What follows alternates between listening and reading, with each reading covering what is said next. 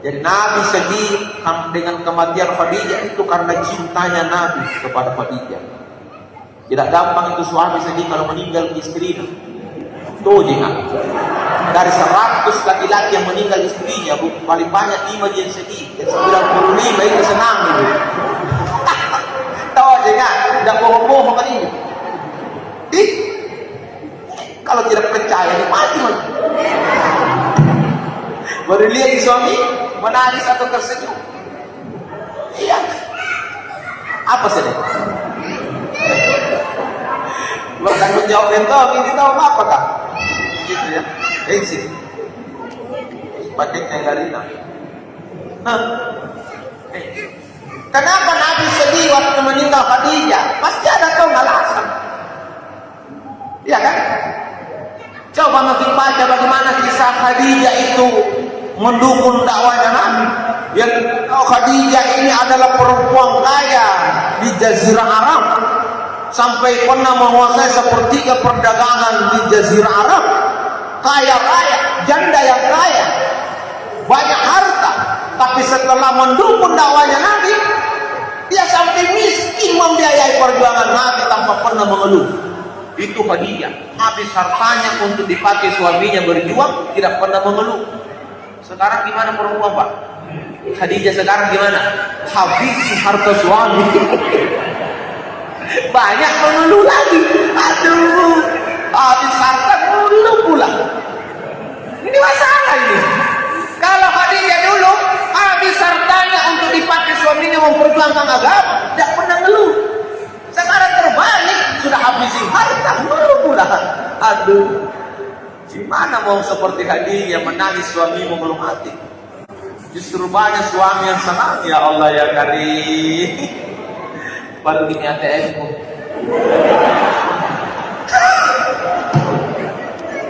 Ayo deh, saja gini. Iya, coba. Itu Khadijah loh. Jadi kalau disebut itu Amul Husni, tahun kesedihan Nabi, wajar. Perempuan terbaik di sisi baginda Rasul meninggal di tahun itu. Maka saya berani berkata sampai hari ini, kalau ada istri-istri yang meninggal, lalu suaminya menangis 7 hari 7 malam, bersedih 7 hari 7 malam, maka saya pastikan itu penghuni surga. Kenapa? Tidak gampang suami nangisi istri 7 hari 7 malam. Tidak gampang. Kalau suami-suami sekarang masa bodoh. Dari dulu saya sudah harap kapan kau mati mak lampir. Iya. Kau sektek lagi, balala lagi. Ngapain ditangisi? Sektek balala pula. Ngapain ditangisi? Ya kan? Itu. Jadi tanda kalau betul-betul seorang istri meninggal dan mau masuk surga, tandanya bisa dilihat kalau suaminya sedih, berarti dia istri yang luar biasa. Karena suaminya susah melupakan kebaikannya. Jadi Amul Husni. Kita singkat-singkat lah. Sampai jam 11. Perut juga sudah lain-lain. Hari Jumat bagi-bagi makanan Pak ya? Hari ini ada tidak? Kamu hari Jumat ini Pak? Makanya saya bertanya. Kalau dekor saya masih ini Pak. Tadi sudah bilang bagi-bagi. Waduh, kenapa bukan hari Jumat acaranya inilah? Aduh, orang bagi-bagi makanan hari Jumat, kok saya diundang hari Senin sih? Iya, terima kasih. Kalian salah ada ya? Benar. Nah, karena Nabi bersedih, maka dikatakan pula bahwa Isra Mi'raj ini bisa dikatakan wisata religinya Nabi. Sengaja diperjalankan untuk dihibur. Karena Nabi waktu meninggal paman dan istrinya Pak, itu mau seandainya kayak kita ini pegawai atau apa, mau pensiun dini. Iya, seandainya kenabian itu kayak pegawai Pak, mau pensiun dini Nabi waktu itu. Karena Nabi ini sudah tidak tahu mau kemana lagi, siapa yang bisa bantu saya. Nabi mau putus asa untuk menyampaikan kebenaran ini. Akhirnya di wisata religi inilah Nabi kembali mendapat semangat. Karena di kejadian itu Nabi banyak melihat kekuasaan-kekuasaan Allah. Maka disambung di ayat itu linuriyahu min ayatina. Semua yang dilewati Nabi semua diberkahi. Apa yang tidak pernah dilihat orang sebelumnya, yang tidak pernah dilihat oleh Nabi sebelumnya, Nabi bisa lihat, Pak. Supaya kembali keyakinan Nabi bahwa risalah agama ini memang sebuah kebenaran yang harus saya perjuangkan. Jadi wisata religi. Perjalanan Nabi ini di Sermirat tidak gampang, banyak godaan. Banyak godaan, Pak. Diperhadapkan dua minuman, susu dengan khamar. Nabi pilih susu. Malaikat Jibril sudah berkata di waktu Nabi pilih susu, kau akan dapat kebaikan Muhammad. Iya kan? Dalam perjalanan digoda-goda, ada iblis menjelma jadi perempuan cantik menggoda-goda Nabi. Nabi tidak peduli. Itulah Nabi, digoda pun tidak peduli. Apalagi kalau tidak digoda nih. Sekarang laki-laki tidak digoda saja tergoda, apalagi kalau sudah digoda, Pak. Selesai. Iya, Pak. Nabi sudah digoda tidak tergoda. Kita sekarang belum digoda tergoda. Gimana kalau sudah digoda? Gitu. Nah, akhirnya Nabi lolos dengan tes-tes semua itu, maka mulailah diangkat naik. Ketika diangkat naik, Allah mempertemukan Nabi dengan nabi-nabi sebelumnya lah, yang punya kisah-kisah yang luar biasa. Di langit pertama Nabi bertemu dengan Nabi Adam. Bla bla bla bla, diskusi bincang-bincang dengan Nabi Adam. Akhirnya Nabi Adam memberikan doa, semoga kau dapat kemudahan dalam semua urusan Muhammad. Setelah didoakan oleh Nabi Adam, maka Nabi pun naik di langit kedua bertemu dengan Nabi Isa dan Nabi Yahya. Bla bla bla, bincang-bincang, didoakan pula sama Nabi Isa dan Nabi Yahya, semoga kau dapat kebaikan Muhammad.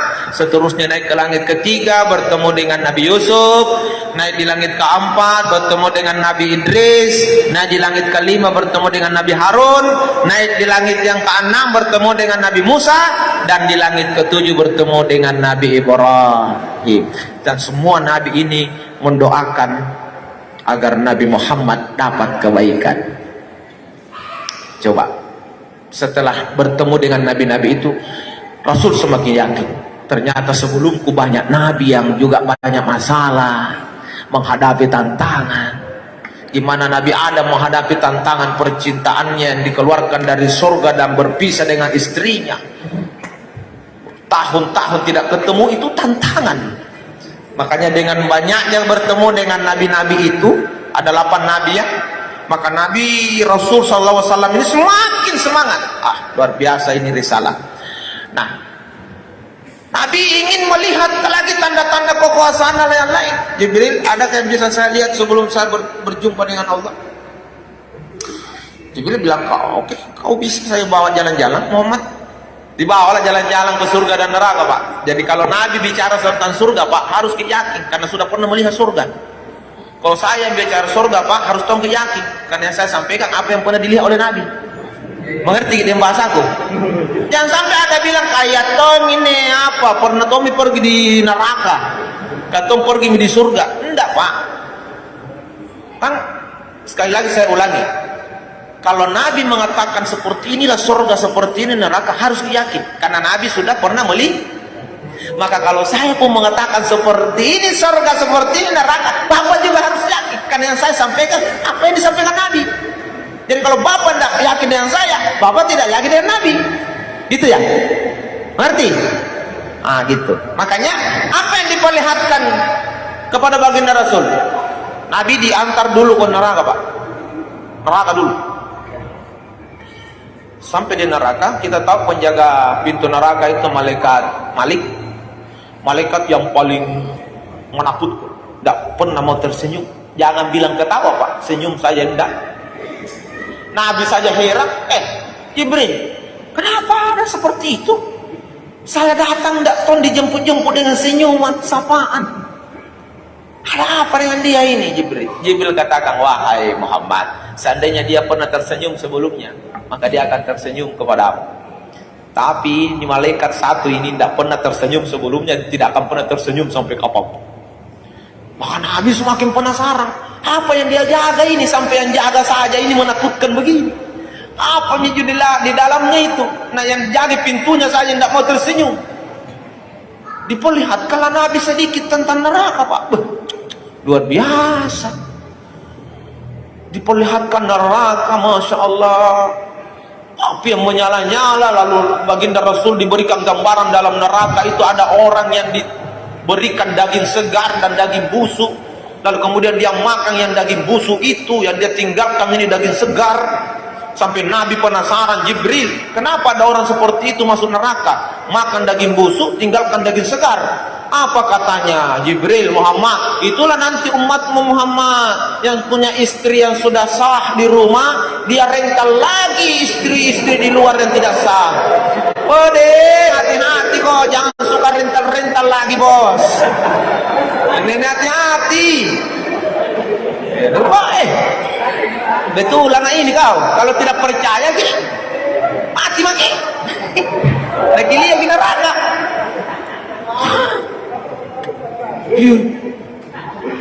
Makanya Nabi, Masya Allah, makanya Nabi itu sangat mengecam namanya perzinahan, karena Nabi sudah lihat di dalam itu.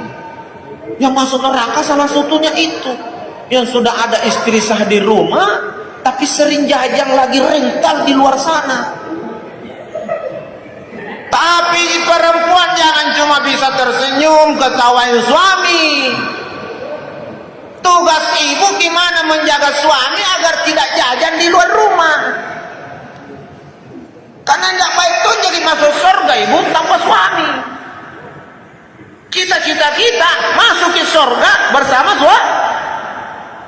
Jadi kalau suami melakukan kesalahan, ibu harus tampil berperan. Gimana sih suamiku supaya belok dari neraka masuk surga? Oh, suamiku kedengaran sering apalah di luar. Jangan cuma marah, Bu. Jangan marah. Ibu harus berpikir apa yang harus saya lakukan supaya suamiku tidak seperti itu lagi. Makanya kenapa Nabi sering menyampaikan soal bagaimana perempuan di rumah harus cantik, bersolek, harum dan seterusnya. Karena untuk menjaga supaya suamimu tidak makan daging busuk di luar rumah. Understand? Mengerti gitu? Iya. Adam bilang begini, oh Aslawang, ya, saya dengar gosip Pak Ustaz. Gosip apa, Bu? Katanya suami saya pacaran lagi dengan anak SMA. Saya bilang, oh bukan masalah, Bu. Gampang sekali solusinya, Bu. Ustaz gampang apa? Saya sudah sakit hatiku ini.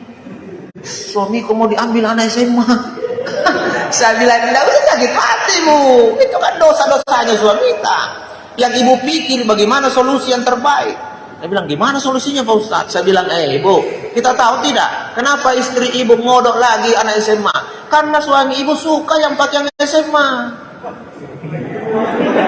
Ibu ingat dulu kapan ibu diodok sama suami? Iya Ustaz, waktu saya SMA. Nah itu, suamimu senang anak SMA, pakai anak SMA. Maka solusinya, pergi kok besok di pasar, beli rok SMA, beli baju SMA, sekalian beli tas. Kau siapkan kopi di pagi hari pakai SMA. Pasti tidak pergi minum bonceng itu anak SMA. Ada Tommy anak SMA di rumahnya. Itu solusi. Dan amat yang kata, ketika ada saingan di luar rumah, ibu harus lebih baik lagi di rumah. Jangan justru berbalik, saingan ibu baik di luar, ibu yang kor-koran di rumah. Nah kalau itu lu dengar nih bilang ada gebetannya suamimu di luar, kau harus tampil lebih baik lagi, harus lebih lembut lagi, lebih bagus lagi, supaya suamimu punya perbandingan. Tidak ada mantung kalau mamanya di rumah. Begitu solusi. Kalau Barbie pulang dari mana? Kamu itu nganu pergi bisa dari rumah, kasih itu bisa. Kalau lagi seng ibu, salah sih kayak ibu ini 5-0 kalau ada. 5 hari nih suamimu di sana. Harus lembut. Karena di pikiran kita jangan kedepankan ego. Yang kita pikir adalah ibadah. Mendampingi suami dengan hati yang penuh kelembutan, ibu, ya kan? Maka itu bagian daripada ibadahnya seorang istri. Kamu ngerti nih, ibu? Tapi suami jangan tombol kok istrimu sudah baik-baik di rumah kau mentut tali-tali. Jangan, gitu. Sudah waktu nih kapan ini? Panjang dulu cara main. Allah, sudah jam 11 nih. Jamaah. Oh jamaah, Skat nih sampai di sini pembahasan itu. Nanti kalau ada waktu baru kita lanjutkan pembahasan yang tadi tentang gimana harusnya istri ini menjaga suaminya.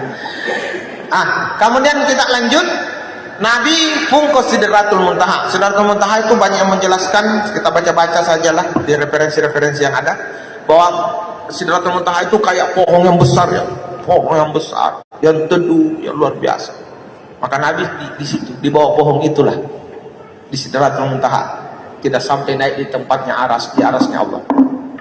Di Sidratul Muntaha itu, disitulah Nabi dialog dengan Allah, dan akhirnya pun hasil dialog itu adalah sholat 50 waktu, bukan sholat 50 rakaat, bukan sholat 50 waktu, sholat 50 waktu sehari semalam. Nabi terima dong, karena dikatakan bahwa sholat ini kuncinya surga, dan Nabi sangat berharap umatnya masuk surga dan tidak masuk neraka, karena Nabi sudah saksikan gimana surga, gimana neraka. Di dalam surga Nabi melihat ada orang yang menanam 1 biji, 2 biji, 3 biji. Arti yang kata apa? Orang menanam dalam surga itu, tanam seketika itu, tumbuh seketika itu, berbuah seketika itu, dan akhirnya panennya pun tidak pernah lagi berakhir, terus panen. Satu kali nanam, panen terus menerus. Itu sampai Nabi bilang, kalau masuk umatku nanti semua di surga ini tidak akan pernah habis nikmat. Satu kali berbuat, panen terus nikmatnya. Makanya Nabi senang ketika dikasih sholat 50 kali, 50 kali sehari semalam, Pak, karena Nabi bilang inilah kuncinya surga itu. Tapi seketika turun, Nabi Ibrahim cuma bilang, kau beruntung Muhammad, apa kuncinya surga. Nabi Musa ingatkan di langit ke-6, Muhammad, apa yang kau dapat? Saya dapat ini perintah sholat untuk umatku 50 kali sehari semalam. Wih, banyak kali itu Muhammad. Umatmu nanti kecil, kutu lagi. Kau nanti umatmu kecil, kutu pun tidak mampu. Jadi gimana? Nabi Musa, kau naiklah, minta dikurangi. Naik lagi kurang 5, naik lagi kurang 5, sampai tinggal 5. Sampai tinggal 5, Pak. Masih disuruh sama Nabi Musa, Muhammad, kau harus yakin Muhammad, ya 5 ini saja pasti berat nanti sama umatmu. Karena saya tahu umatmu nanti kecil-kecil Muhammad, kutu pula. Jadi kau kembalilah, minta lagi dikurangi. Tapi Nabi takut, karena pengalaman sebelumnya dikurangi 5, ini tinggal 5. Kalau naik dikurangi 5, hilang kuncinya surga. Nabi katakan, tidak apa-apa, ini 5 sudah saya yakin, ini 5 saja. Dibawa dan 5 ini, terbukti betul sampai sekarang cuma 5 waktu sehari semalam, Pak. Masih banyak orang tidak mampu. Tapi bukan orang di sini. Orang di sini saking cepatnya lagi sholatnya itu mau teknis saja. Jam 3 sudah hantam asar, Pak.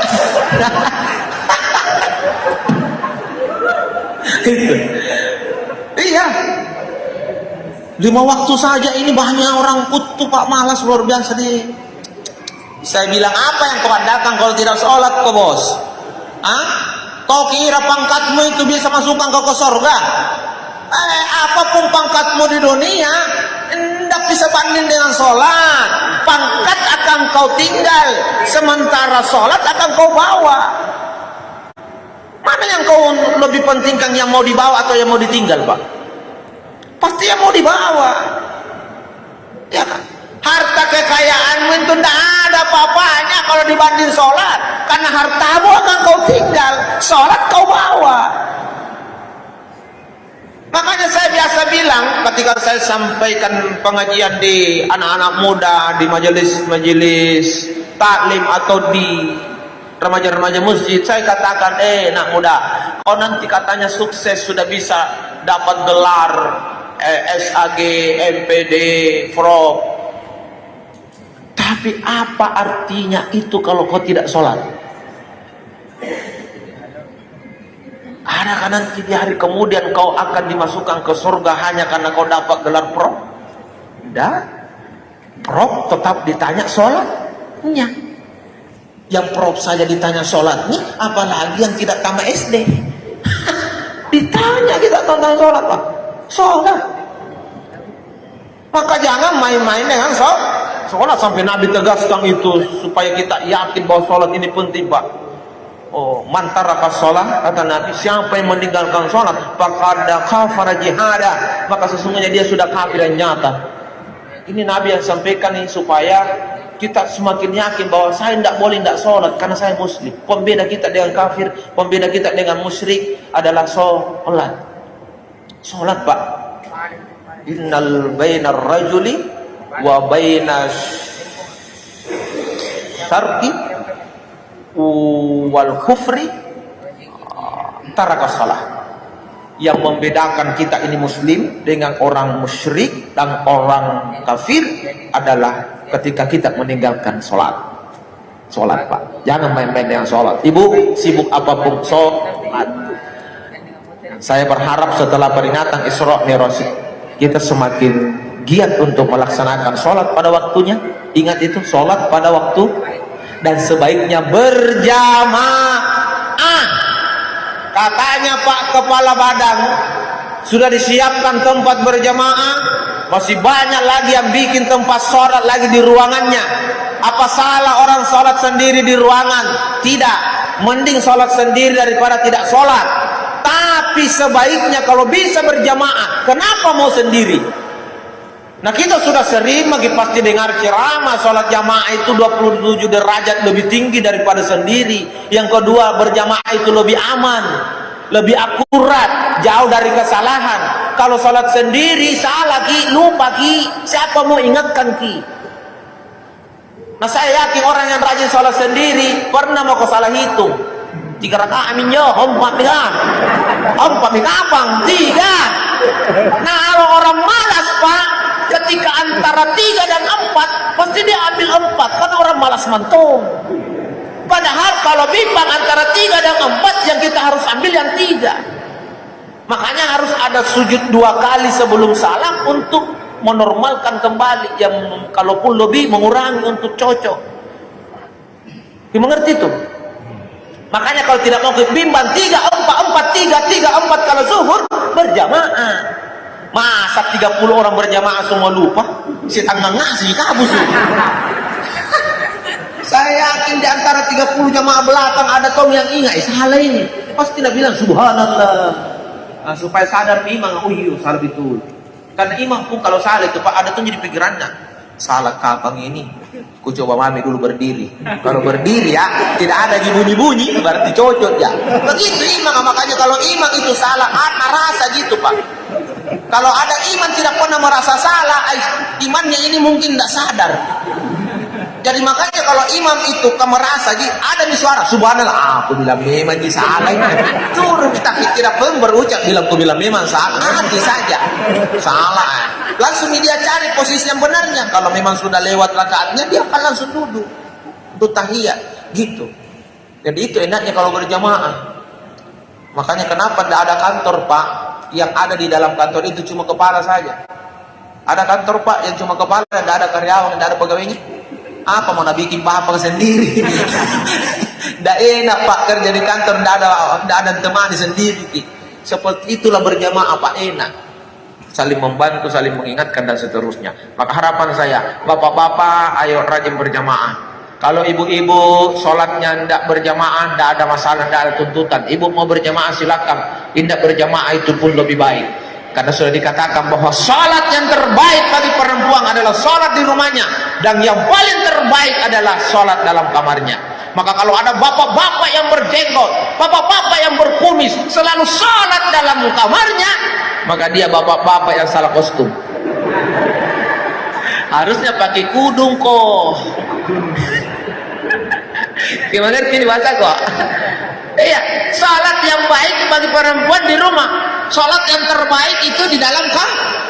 Maka kalau bapak-bapak yang kumis salat dalam kamar, ini bapak-bapak salah kostum. Harusnya bapak pakai kudung. Gitu. Itu ya. Jadi mudah-mudahan semangat kita untuk melaksanakan ibadah sholat sebagai hadiah oleh-oleh dari Isra Mi'raj ini semakin meningkat, semakin kita perhatikan waktu-waktu sholat, dan yang paling saya harap mudah-mudahan ke suatu saat saya bisa kembali lagi ke sini. Hah? Kenapa gitu?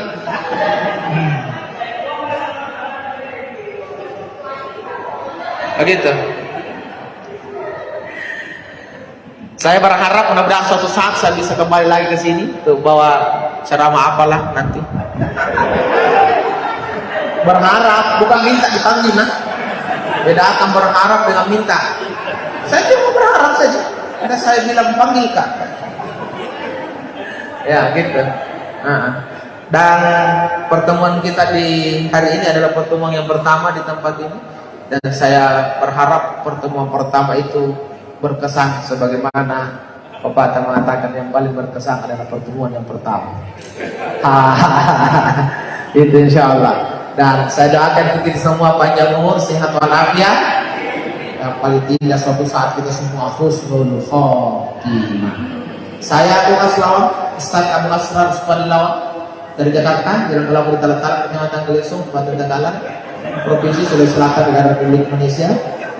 Ikuti saya di channel YouTube Bu Aslawan yang tahu bahasa Makassar, silahkan ikuti karena isi ceramah saya sebenarnya Makassar ya. Baru kali ini saya ceramah hampir full bahasa Indonesia karena saya tadi bertanya yang hadir ini siapa-siapa, bilang ada dari Jawa, ada dari Bugis. Padahal saya bicara Makassar asli Pak. Sampai saya dikasih julukan itu. Sampai saya dikasih julukan itu Ustadz andalannya Makassar karena bukan berarti saya paling hebat di Makassar Pak. Tapi kenapa saya disebut Ustadz andalannya Makassar? Karena saya bilang penceramah yang selalu pakai bahasa Makassar.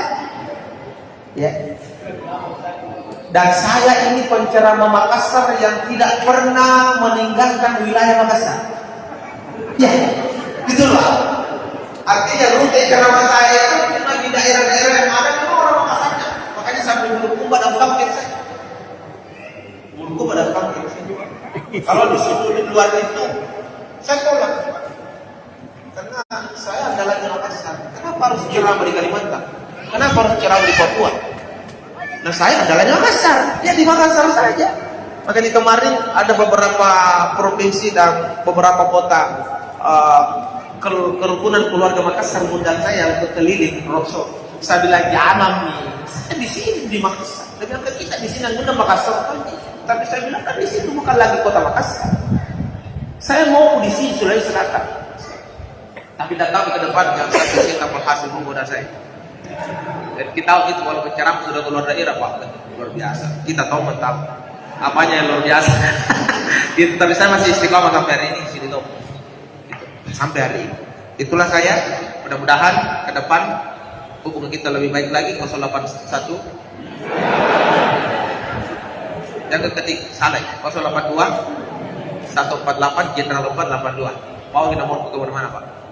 Ada masalah kasih lihat saja. Ini nomor kenal, insyaallah kita banyak kenal. Kecuali fans saya 082 148 Jenderal 482. Ambil nomor itu Pak. Tidak rugi ambil. Saya juga beruntung kalau diambil. Bah, jujur Kak. Gitu.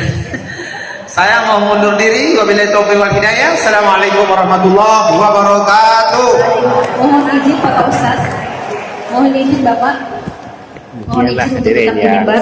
Kami mohon kesediaan Bapak untuk membaca doa pada kesempatan ini. Terima kasih. BPP KPPK dihadiri oleh PT Kemdikbud Ristek yang ada tugas tahu di Papua dan tugas ala BPP PT KPPK kemudian kepala balai ya di akhir acara ayo kita tundukkan hak kepala pikiran balai seraya bermunajat kepada Allah Subhanahu wa taala ini yang hadir dan memohon mudah-mudahan permohonan kita hari ini dari dijawab oleh Allah Subhanahu wa taala. Saya ucapkan selamat Kita awali dengan membaca Al-Quran. Auzubillahi minasyaitonirrajim. Bismillahirrahmanirrahim. apa yang disampaikan oleh Ustaz bisa berkenan di hati kita masing-masing dan insya Allah bisa menjadi pelajaran berharga bagi kita untuk tetap memelihara sholat kita. Isra Mi'raj adalah sebuah momen peringatan untuk bisa menjaga kualitas sholat kita sebaik-baiknya. Dari BPBNP KPP yang kita ucapkan selamat menikmati sajian ini. Terima kasih. Assalamualaikum warahmatullahi wabarakatuh.